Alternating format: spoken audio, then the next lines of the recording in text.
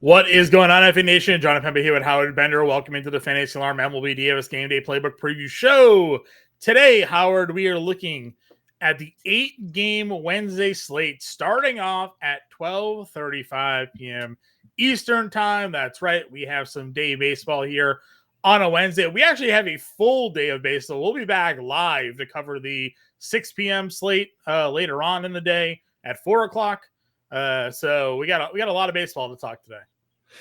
A lot of baseball to talk today, no doubt about it. You and I are recording this one here on Tuesday night, so games are going on right now. So we might tilt off of some of our bets and some of our DFS picks. I've got a lineup that John and I in the preview show on yesterday's episode, we built the lineup with Imanaga and Yamamoto, and I threw a lineup of that ilk into the Tout Wars daily contest. So I might tweak out. But, I mean, listen, daytime baseball, I got to tell you, in all honesty, I don't love betting daytime baseball. I don't love playing just because these guys are such creatures of habit, right? You know, it was like, remember Lucas Giolito? You knew you could set your watch by it, right? Like, I mean, the guy sucked during the daytime. And it wasn't because he was a big party boy. It was just that he was out of his normal routine and just couldn't do it. So yeah, they had him pitch the Marathon Monday day in Boston, and it was like the 11 a.m. start. And I took the other team on the money line there. Yeah, the White Sox team reporter was like, kind of surprising to have Giolito be the guy that comes in here, because he usually walks in around noon every day, needing like 3 cups of coffee to wake up, to get ready for the day. Notorious night owl Lucas Giolito during the 11 a.m. start doesn't seem like it makes much sense, and he got lit that day. So shocking. But listen, you know what? There's some good pitchers up here on the board. Sonny Gray tops the list at 10-8. And it's going up against the Mets. And listen, I'll say it. I have a very hard time not leaning into Sonny Gray again. I mean, look at this dude's game log right now, right? I mean, it's crazy. 3 earned runs in his last 4 starts. He's gone at least 6 innings in each one of those 4 starts. And his strikeout numbers are ridiculous. Yeah. Ridiculous. So 11.27 K per 9. That's his highest mark since 2020 when he was with the Reds. He had 11.57. The last 2 seasons with Minnesota, his K per 9 was under 9. So he's found something this year, missing bats. One of the things I also like, Howard, you and I get very analytical at times. I kind of live on the fan graphs as like my Bible here. And you'll see a guy and you look at Sonny Gray like, 0.89 ERA. Like, he's got to be getting lucky, right? Like, the hammer's got to be coming soon. Not really. He's got a 1.56 FIP, a 2.20 xFIP, a 2.30 xERA. So expected ERA is 2.30. So sure, it's a run and a half higher, but like, okay, you'll live with a pitcher that has a 2.3 ERA. Sure, he's not sub 1, but like, there's not even a ton of expected regression coming here. He's got a 1.5 walks per 9. His left on base percentage is normal, 45% ground ball rate. Like, he's just dominating right now. That's just that there's no luck involved. He's just dominating. He's completely dominant. But, for the same token, regression to the mean happens, and there'll be an outing where Sonny Gray goes 2 1/3 and gives up 7 earned runs, and all of a sudden you're like, what the hell just happened here? And it'll normalize his ERA, because the dude's not throwing a sub 1 ERA and a sub 1 whip all season long. He's just, I love him, but that's not realistic. But now here against the Mets, who are, middle of the pack, against right-handed pitching, 308 WOBA, still, 20% strikeout rate for them, not hitting for a lot of power, 131 isolated power mark for them. It's not a great offense. It really isn't. So, I have no problem whatsoever paying up for Sonny Gray. No problem whatsoever. I'll pay up for him and be very, very thankful for that. And I'll spend the extra $800 to not use Dylan Cease against the Cubs. Yeah, I agree with you. Obviously, Cease on the road, they're a little scary. Now, we know there can be some elite strikeout numbers. That lineup did get Cody Bellinger back, but it just feels like a better match. You'll be getting Gray at home. It's a pitcher's ballpark. I'm in full agreement with you there. Underneath them, you have Nola, you have Singer, who's still priced up, Tanner Bybee here in the 8K range. What are your thoughts on those three? Have a real tough time, with Nola. I just, he gives up the early runs. And then, then it's like, does he rebound? We've seen him do both. We've seen him rebound and we've seen him meltdown.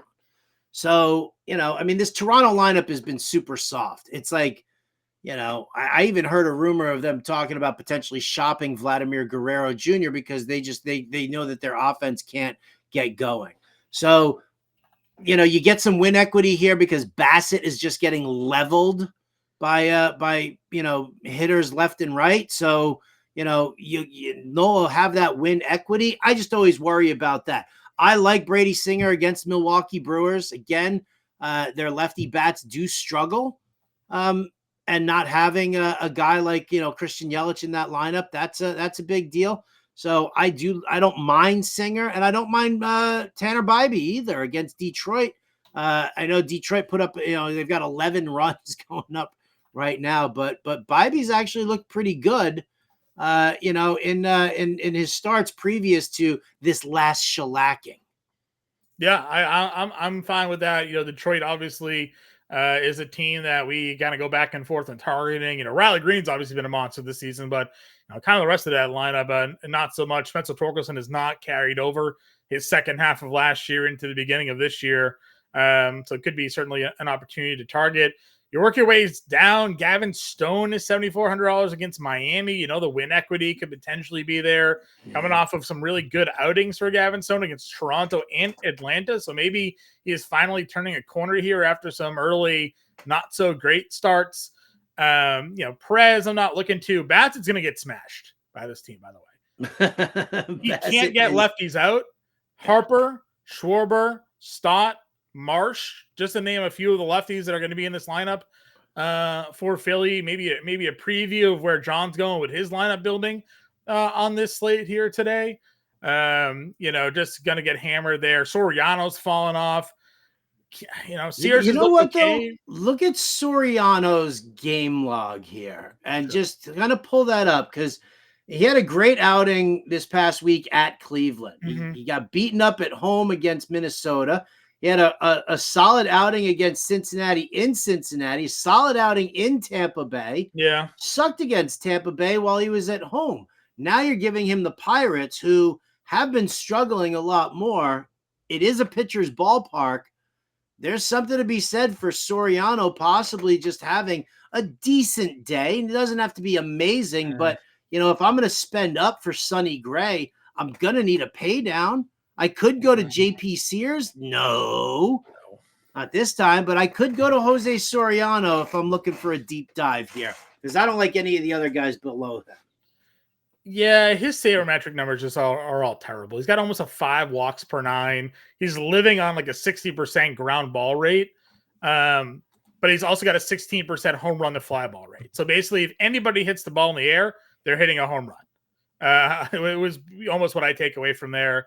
His FIP is 4.6. His expected ERA is 4.91.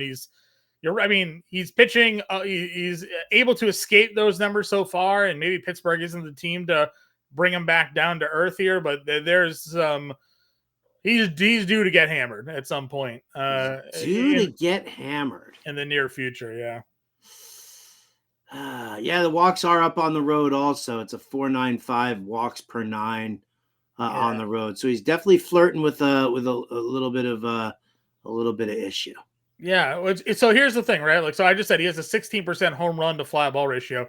He's only given up three home runs on the year. So he's getting a lot of ground balls, a ton of ground ball, and getting a lot of ground ball outs. He had 13 ground ball outs against Cleveland. So if he can keep getting these guys just pound the ball into the ground, he's going to be able to kind of survive that. And he's probably getting a lot of double plays with all those free passes that he's giving away as well. So yeah, there's some risk, and you're not wrong. If you're spending 10.8 on Sonny Gray, and then I also want to pay for like a 5K Harper, you're going to need to find value somewhere. Could very well be Soriano. I think I'm going to go Gavin Stone here personally at 74 against Miami, but I want to know how the Pirates do against the curveball. Do you have the numbers on the breaking ball numbers?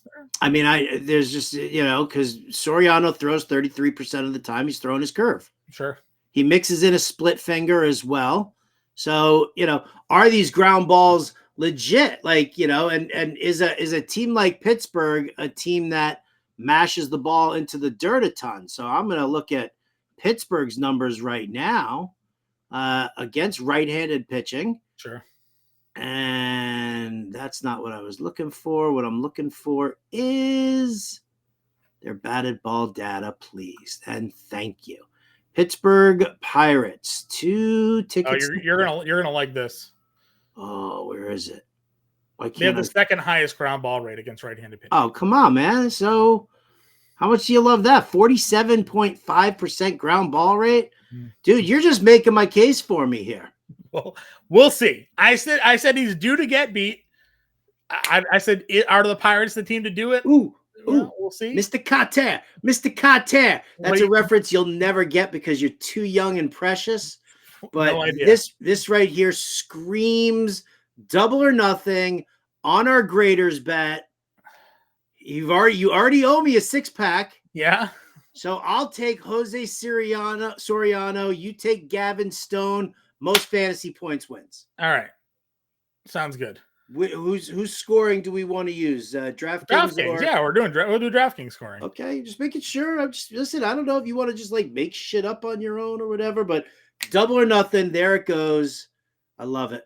Fair enough. All right, catcher. Wilson Contreras left tonight with an injury, Howard. So how much is Ivan Herrera? That's what I'm saying. Ivan Herrera is 33 against a lefty in Quintana. Yes. Does he hit lefties well? I don't know. He's a righty.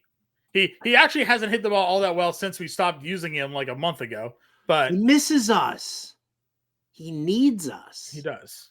So just throwing that out there that Contreras left tonight's game. So good chance we get Herrera in there at $3,300 against Quintana. You know how much I hate Quintana. Yes, you are not a Quintana guy. That is fair. Oh, I'm locking in Herrera. Sorry, okay. Locking him in. That's okay. Locking him in. Don't even need to discuss anybody else. I'm perfectly okay. Just put him into the lineup right now, John. All right, put him in there. Ivan Herrera. Welcome home, Bubba. Yeah, welcome home. Yep. All right, first base. Then I've already told you. Listen, Bryce Harper against Chris Harper. First of all, Harper homer tonight. 3 straight games now for Bryce Harper with a home run. Sold. Okay. I'm just going to click the button. There are obviously other first basemen you can use, but we'll look at some other first basemen, but we'll lock him into our lineups here. I just wanted to, how we talk all the time in radio, right? You have a new audience every 12 minutes. Every 12 minutes. So there's a chance that even though we've been doing this show now for 2 months, that people aren't aware of the splits for Chris Bassett here against left-handed hitters. So for the sake of due diligence, I'm all about the details, Howard. I'm going to just read those off to those maybe new folks here who are hitting that subscribe button, hitting that like button right now to help support the show. Free way to do so here.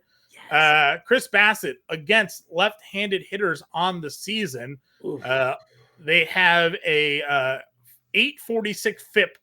He's allowing 3.1 homers per 9. Not good. 472 WOBA, 631 slug, 354 average, 462 on base percentage. He basically walks up, sets the tee, places the ball, and walks away when a lefty is at bat. That is essentially what Chris Bassett does when he's facing a lefty. So just monster numbers for lefties against Chris Bassett. Bryce Harper, far and away my number one play of the day. I will completely concur with that. And, we're going to have to see what kind of money we have because Schwarber, Marsh, Stott, I don't know why we wouldn't consider using them all over the place here. I know we're talking first base right now, but yeah, you had me at Bassett versus a lefty. Bassett versus a lefty, ladies and gentlemen. Put it on the Bible. If we had a commandment for the show, Howard, like maybe the number one commandment would be use lefties versus Chris Bassett. It's just, it feels foolproof. Well, it's like Ozzie Albies against the lefty. Right. we stacked Dodgers lefties against Chris Bassett, and like Ohtani homered, Muncy homered. Oh, dude, that was Altman crazy. had a day. Like it was pinatas for everybody. All right. Let me ask you this though, John. Sure. Let me ask you this. If you're one of those people who thinks that Bryce Harper looks like a complete douche and has an extremely punchable face and will absolutely refuse to use Bryce Harper at first base, well, where are you going to go? Maybe Pasquantino against Joe Ross at 4,500. Okay. Could be pretty interesting. I'm also not opposed to using either Freeman or Ohtani versus Weathers, even in a lefty spot. Both of those are perfectly okay. I actually don't like the matchups for a lot of the first basemen tonight on this day slate. Yeah, I mean, kind of like scrolling our way down, there aren't the typical splits. I mean, Josh Bell will hit from the left side against Gavin Stone last year. There is zero chance I'm using Josh Bell. I know. Zero. I know. But the day you crapped on him on the radio, he did homer. So I know. And what's he done since? I don't know.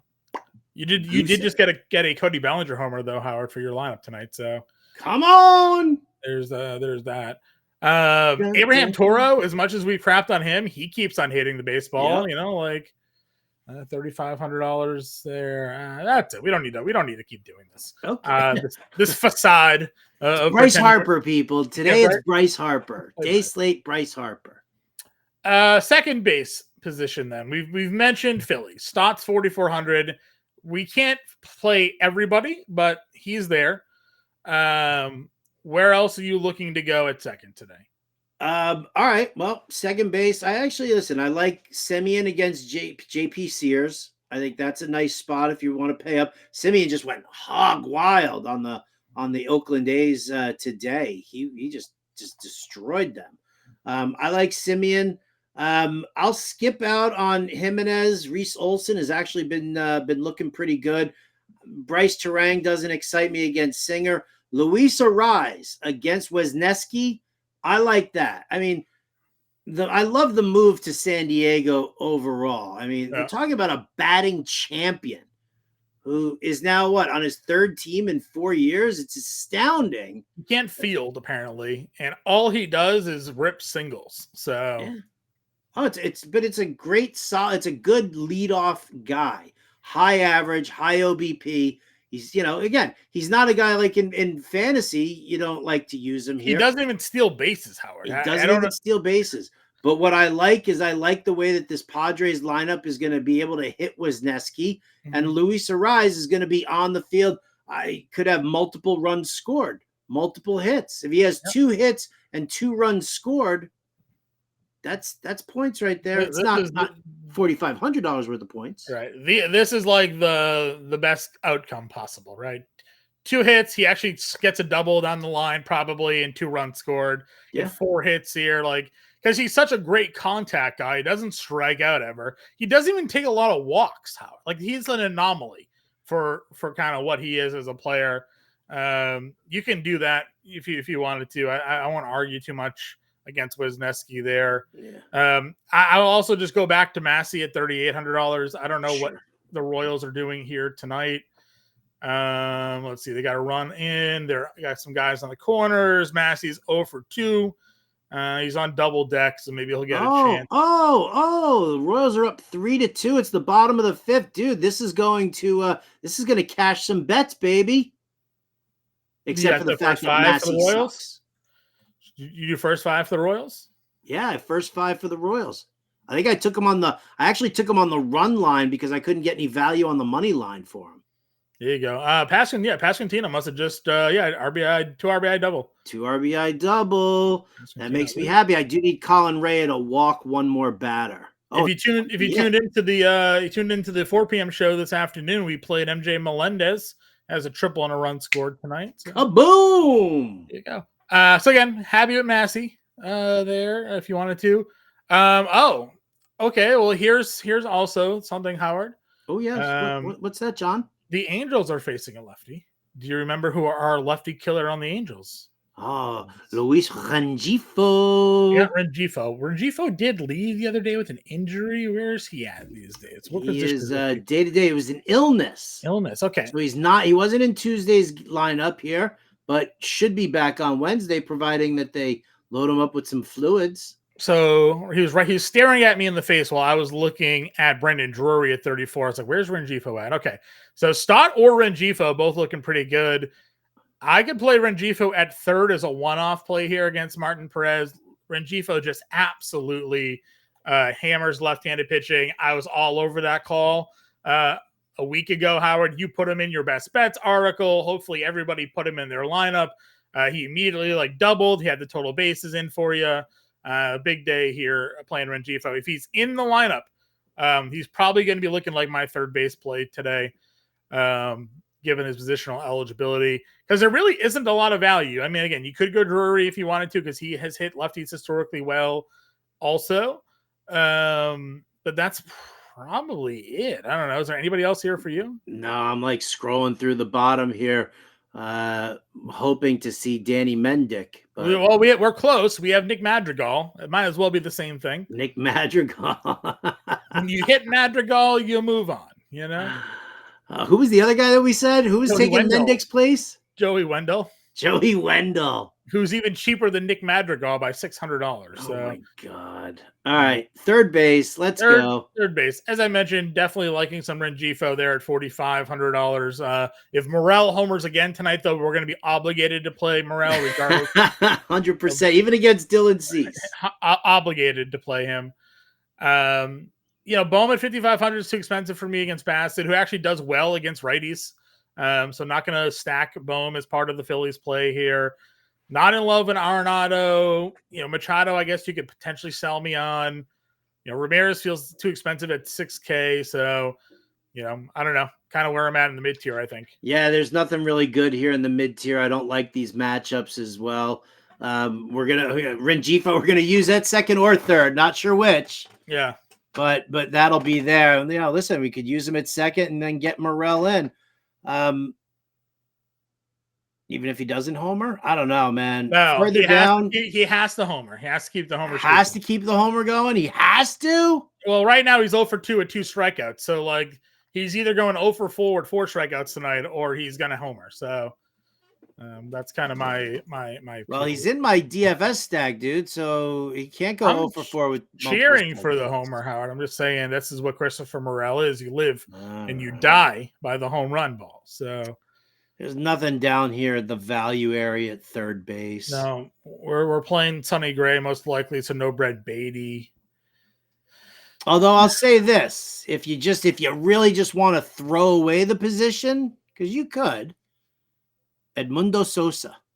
Okay. I thought maybe you'd look at Duran to Sosa. Sosa's a righty though, Howard. It doesn't matter. It doesn't matter. It's Chris Bassett getting pummeled, and he's going to be out of the game soon anyway. That's probably fair.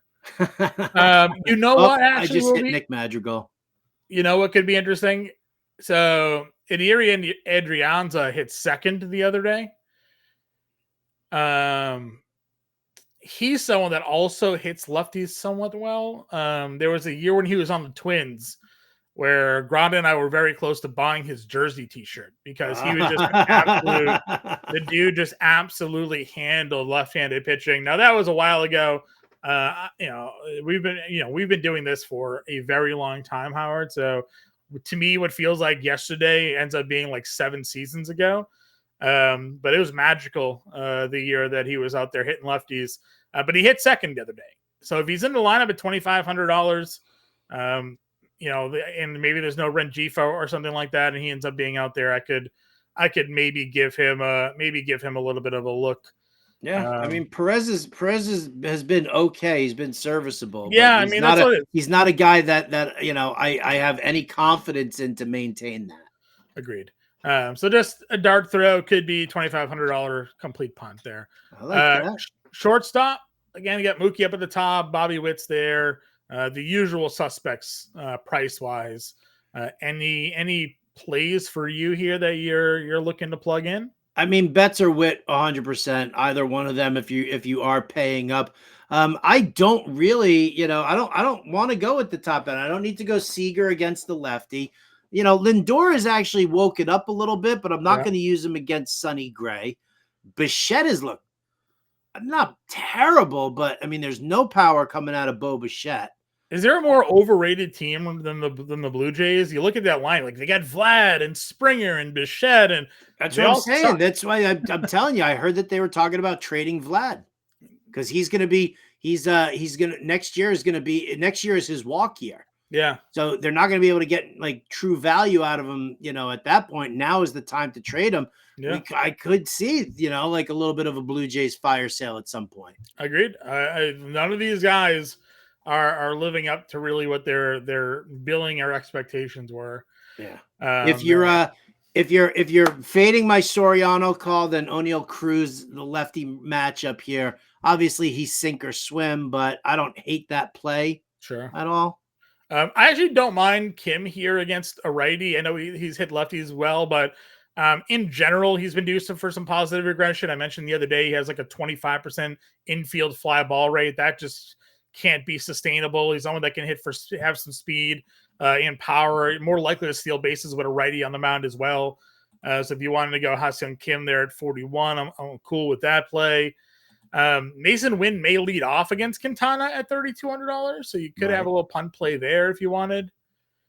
That's doable. And then Nato. I was just going to say Zach Nato is batting .444 against Southpaws this season. Yeah. Phillies Angel stack. Let's rip. Get out of my head, dude. We're in sync here. All right, outfield. I mean, if we must, we must. So, Adolis Garcia against JP Sears. I do like that very much, but how do you not love Schwarber against Bassett? I think that's, probably, we're going to probably have to forego using guys like Ohtani or Betts because I'm going to want to get in multiple Phillies against Bassett, Phillies lefties. Yeah. That is. We know Marsh is going to be down here. Yeah. Bassett versus Schwarber, small sample size, just 11 at bats, but 4 for 11 with a double, 2 RBIs, 364. Just kind of pulling up some, and there's probably not gonna be a ton of large sample sizes here against him, but let's see. Marsh's were just 1 for 4. Stott's 1 for 8. Believe it or not, Harper's actually over 5 with 3 strikeouts. Don't imagine that holding up. I just refuse to believe. We're not BVP guys here, anyways. James Grande would yell at you for mentioning BVP, even though I was the one. I know. I can't believe you even said that. Why are you, you're tempting fate that Grande is going to get. I know, not a BVP truther. Teoscar's 49 against Weathers. Hits lefties pretty well. Lefties beautifully. Yes. Definitely doable there. I don't want to use Cubs against Cease, but Cody Bellinger, who homered on Tuesday, he's back in the swing of things there. So that could be like an intriguing one-off. I don't know if you want to do that 4,900. Right. Let's see here. Marsh is 43. Yeah.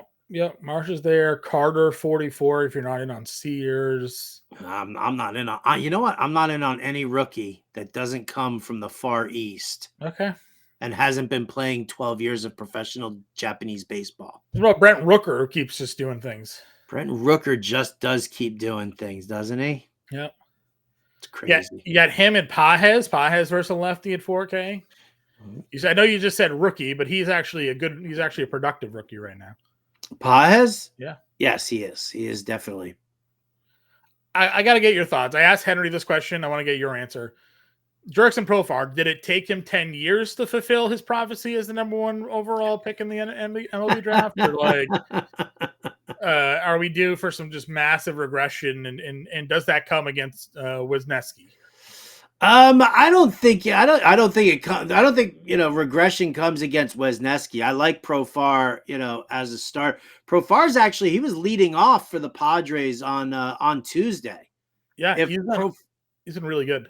If Profar's going to lead off against Wisniewski at 3,900, I'm definitely in on that. Like I said, I like the Padres, the top end of that lineup for them against Wisniewski. He's not a terrible pitcher, but he hasn't been throwing a lot. He just got brought back up. So I'm fine with that, with going against him. Yeah, historically, Profar versus lefties had been the split that we liked, but this year against righties, hitting 357 with a 160 ISO, a 520 slug, and a 400 WOBA against right-handed pitching for Jurickson Profar. So the switch hitter just doing the damage against righties this year. Still a ton of power against lefties. I know that doesn't really matter, but just to call it out, 947 OPS at 250 ISO on the year against lefties. So you're getting a lot of contact and production from Jurickson Profar against righties, but when a lefty's on the mound, all his power right there from the right side. But yeah, you're right. He's going to lead off at 39. A really great spot for him there. Could go back to Melendez again. He is a better hitter than he's shown. Triple and a run scored tonight. If you want to buy into that at 36. Where else are you thinking down here? Looking a little further in there. I mean, Jackson Merrill get that lefty righty matchup, although he hasn't done a whole hell of a lot. If I'm stacking like consecutive batters for the Phillies, if Whit Merrifield's going to be playing and batting second, I wouldn't mind like sandwiching him in between Schwarber and Bryce Harper. Sure. I'm okay with that. Your boy JJ Bleday bailed you out. He's going up against Lorenzen, which really isn't that tough of a matchup at all. No, and dude, the A's have been, their offense has kind of been a little on a heater. So not that we ever want to overinvest in Oakland here, but Bleday hit third in that lineup, something like that. So would be okay going back to that. Well, Joe Adell has hit lefties well this season. He's 3,300. I know Joe Adell hasn't gotten a hit in like 5 games. He hasn't gotten hit since the day we talked about him. This is like he homered and we're like, hey, we were right. And then he basically went 0 for since, but he has hit lefties well this season. 33. Nevin's 32. That's probably it. Outside of something, is Rojas a lefty or righty? He's a righty, so he won't be in the lineup. Trying to see what other Phillies we could be drawing into this lineup here from the outfield, but they'll go Castellanos. Nothing really else from the left side of the plate here. So, all right, let's get a lineup build. We're going Sonny Gray. So that gives us 4,300 a player, and we still need another pitcher. So Soriano. We'll go Soriano. No, you don't want to go Soriano. No, that's fine. We got Nato at short. We both like that play. Oh yeah, there you go. Get that value, yo. See if we can get Schwarber in there. Just put Schwarber in there. Let's just see what it looks like. 30. We know we want him. Let's see. If we tried to fit, we'd be jamming this in. Let's see. Rengifo. 2850 for 2 outfielders, Howard. Do we have it? I don't think we have that, but let's take a look, see here and go with that. Kyle Isabel, would you play any Kyle Isabel here? I mean, I don't love it, but lefty bat against Ross. What about Willie Calhoun going up against Martin? Oh, he's a lefty. Oh, Daniel Carlson versus a lefty. Daniel Carlson versus a lefty. There it is. All right. Look at that shit, baby. That opens up $3,200. Oh, wait. Who did you just have in there? What? Oh, you just... I didn't have anybody in there. Oh, I had Kyle Isabel up. Yeah, I thought you had Kyle Isabel, but now you have 3,200. I didn't plug him in, though. You have 3,200, and you want to see where we're going with 3,200. Yeah. Boy Tyler Nevin. It could go Tyler Nevin. I was gonna say we obviously liked Ivan Herrera, but like, is there anything cheaper down here? There's always cheaper than 3,300 at the catcher position.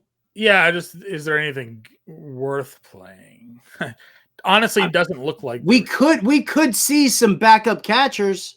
I agree. Besides Herrera, because it is a day game. Maybe against Weneski, possibly at 2,800. I would have. I wish that Garrett. You know what? I wish that Garrett Stubbs didn't start tonight because he's a lefty, and I goo over him going up against Bassett at 2,400. Is Grandal their starting catcher right now? Grandal is expected to serve as the Pirates' #1 catcher. Can't use him against our boy Soriano. Oh, we're using Soriano, right? Come on, dude. Sorry. All right, we'll run this out. We got $3,200 outfielder. Yeah, Nevin works against the Reds, and I'm cool with that. All right, there's nothing. What's Yeah. our guy Stoner, Pod Stoner from the chat he's been giving us a lot of Esteban Florial in our Discord. He's 3,100, but he's got Olsen. We don't really want to go against Olsen all that much. All right, for the sake of brevity here, let's just plug in. Who's the? You know what? I mean, who's funny? Who's the? Oh, is Wensil Perez? Where's he? Oh, he's more expensive. He was like, is he? Yeah, he is 39. Oh, Jesus. Yeah, he's been good. I know he's been good, but come on. Still. All right, well, this is an example lineup. This is jamming in our Phillies Angels plays here a little bit. We got our Phillies lefty bats. We got Sonny Gray, Jose Soriano, Von Herrera, Bryce Harper, Bryson Stott, Luis Rengifo, Zach Nato, Kyle Schwarber, Dylan Carlson, Tyler Nevin.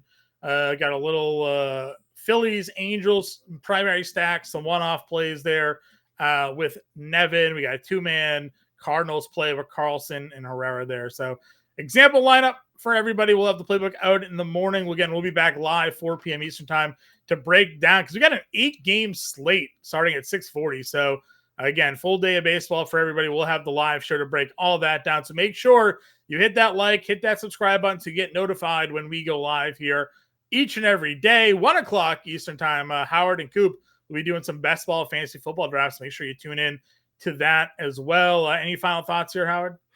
No fun. It just sounds like a busy day tomorrow. Busy day on Wednesday, man. Busy day. Busy day for sure. Good luck with your lineup builds. Everybody get us in Discord. Find us on Twitter, and we'll catch you all later.